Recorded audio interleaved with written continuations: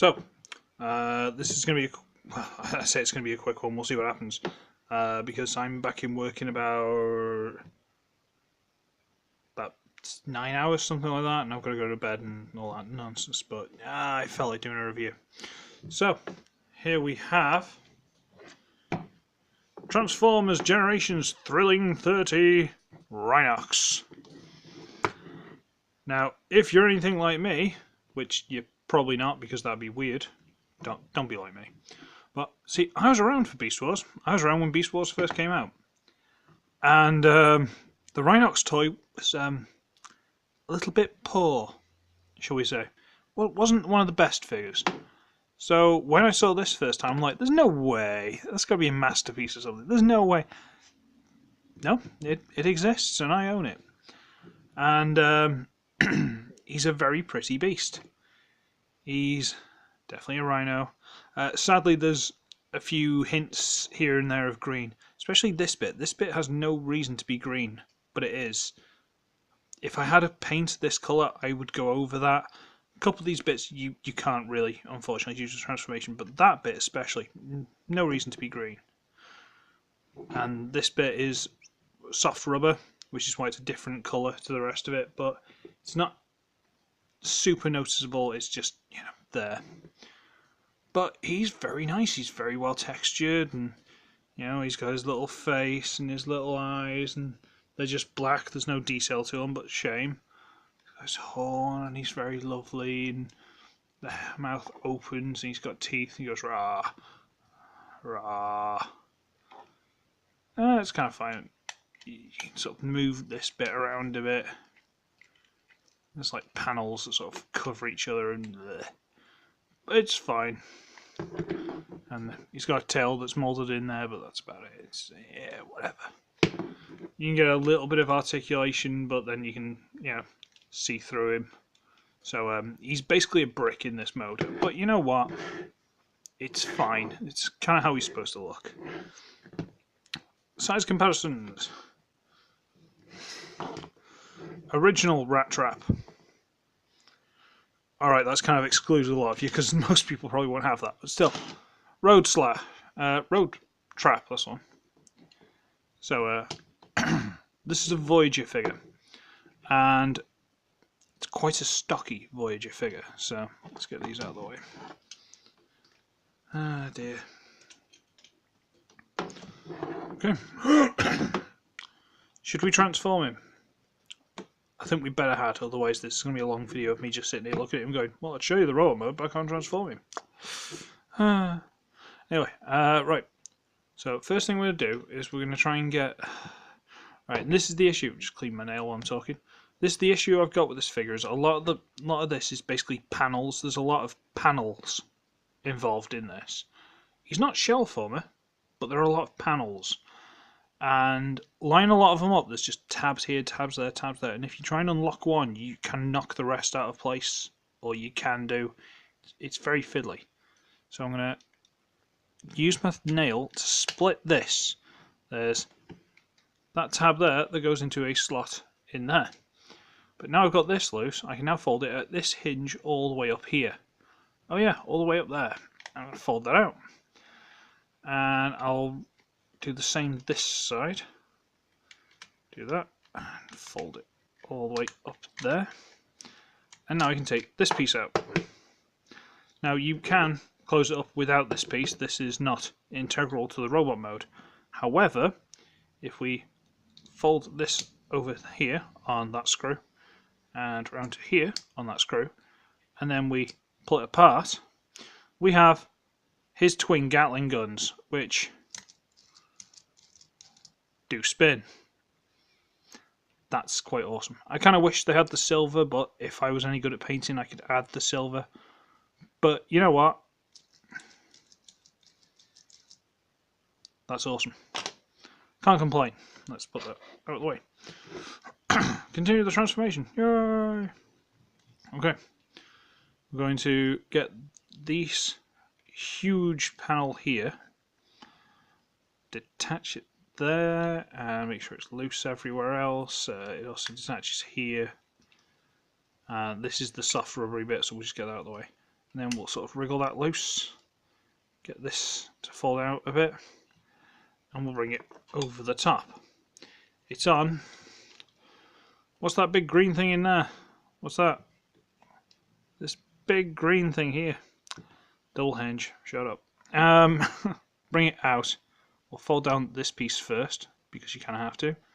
And then you just bring this down and hinge it round, and it latches onto there. Once you've shoved it in, it'll just stay. Okay. So we'll do the same there. We'll just make sure it's untabbed there. We'll wriggle it loose.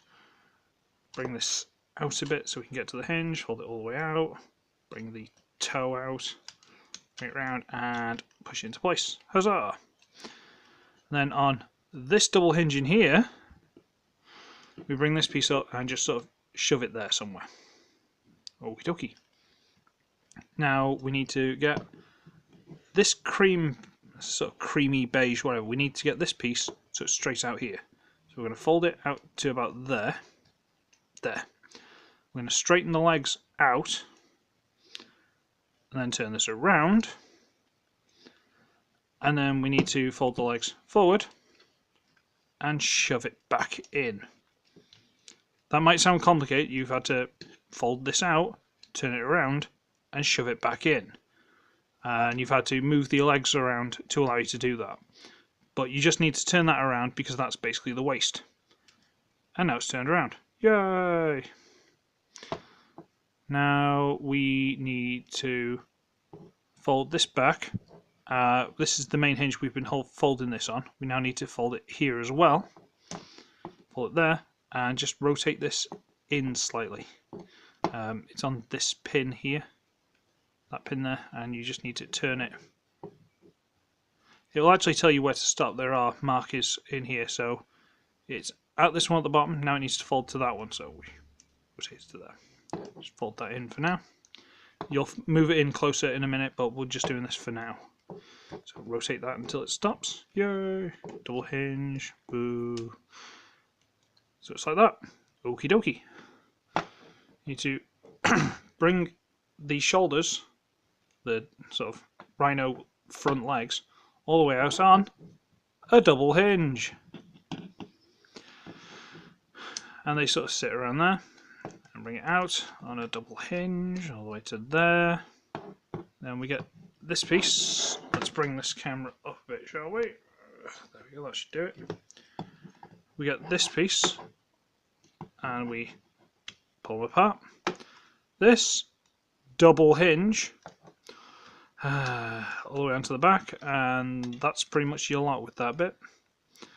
This double hinge forward, fold back on itself. There we go, all the way in flush. Fold this panel down, fold the jaw down, push these side pieces in. Yeah, these bits, just push them in so they're flush. And then we adjust the arms, turn them, they side out ever so gently. So they go from there to there. There's about 2 millimeters difference. Whatever. Open up this panel, flip out the hand, close it up. There we go. Rotate it down, slide the hand out, turn it, open this, flip out the hand, close it up, and there you have stand. Don't start playing up now. There you have Rhinox in row-up mode. And can we get any better lighting involved? Kinda. And this is gorgeous.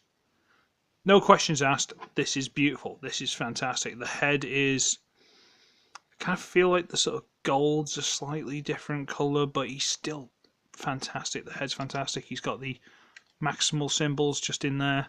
Tell you what. There you go. Maximal symbols. The face is all grim and miserable and nice, gorgeous, absolutely gorgeous. A little bit messy at the back, but still, it's not bad really.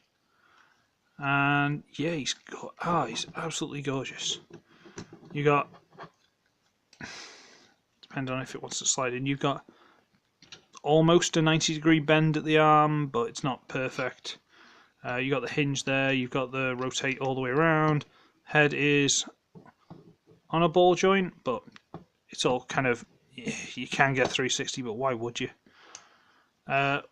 Legs you can bring out and about and turn.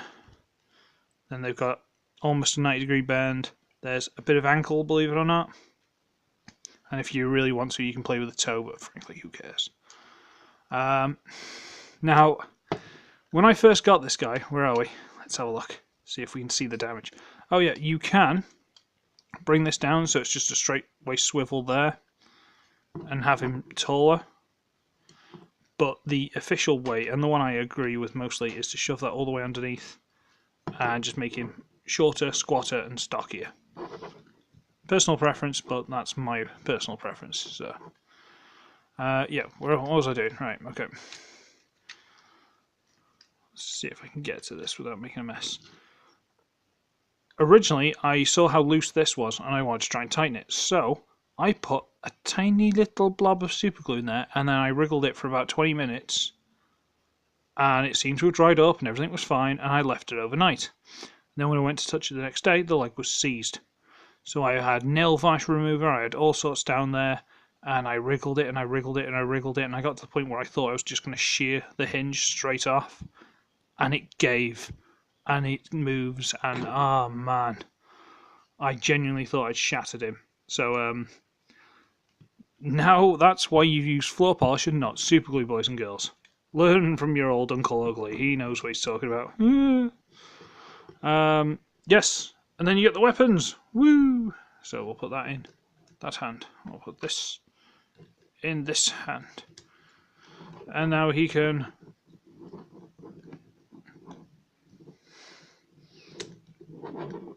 Stop messing around, legs. I need to tighten some of these joints, but still.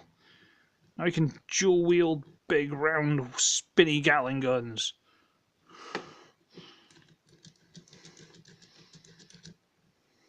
Yeah. Ah, dear. He is an awesome figure. I'm not going to lie, he is. So, size comparison, bear with me. Don't fall over. Original Rhino, original Rat Trap, so that's possibly in scale. But if you're more interested, the Takara version, the sort of exclusive, whatever it was, I did the review version of Generations. So, I don't know, that's possibly the scale, I don't know. And, as always, Battle Slash. So he's a big fella. He's not the tallest of Voyagers, but he's definitely stocky and he's definitely got a presence. And I appreciate that. I accept his worldview. I'm willing to take what he says on board with a pinch of salt. And that's fine. We'll work through our issues together. What am I talking about? I don't know. I gotta be up in the morning. Get out of the way, you.